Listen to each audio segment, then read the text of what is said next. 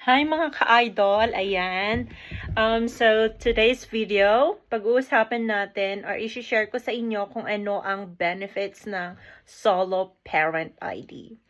Okay? So, ayan, na-discover lang natin ang Solo Parent ID kasi sa SSS.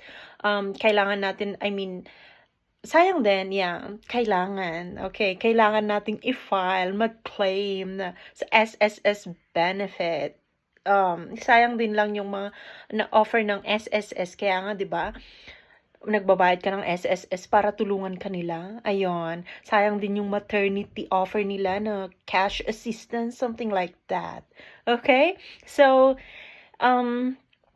upon filing, na-discover natin naman yung solo parent ID kasi pag solo parent ka nga, mas malaki ang makukuha mong cash assistance from the SSS.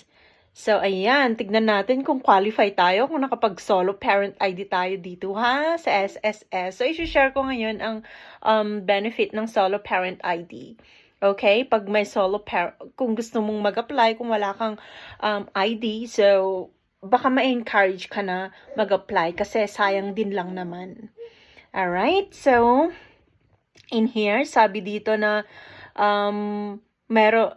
benefit of a solo parent ID, flexible work schedule. Ayan. Employer are encouraged to offer flexible work arrangement to accommodate solo parents' need. Wow. Maganda yon, 'di ba?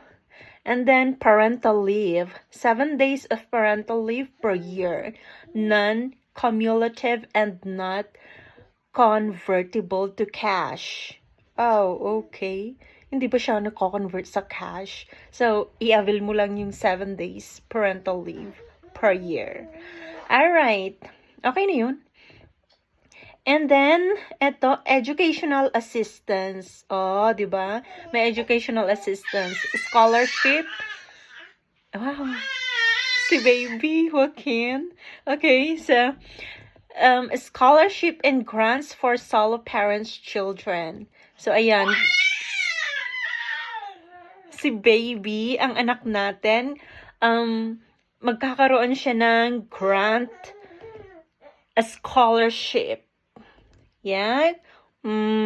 Ayan ang benefit pag may solo parent ID. Okay. Next is price reduction. Access to discount on essential items from drugstores, pharmacies, grocery stores, and other shops. So, ang ganda nga naman, diba? Meron kang discount. And the next is monthly cash subsidy. Oh, ayan. Wow!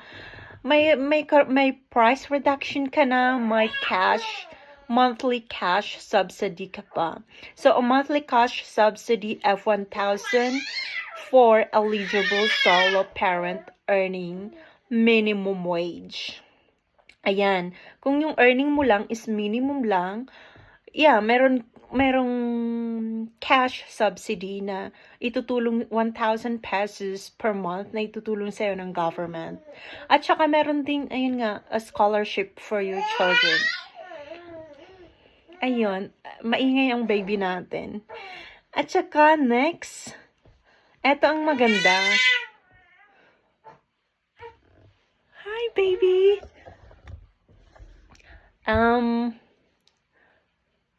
Prioritization in government housing project. Ayan, so, solo parent are given preference in government-sponsored housing programs.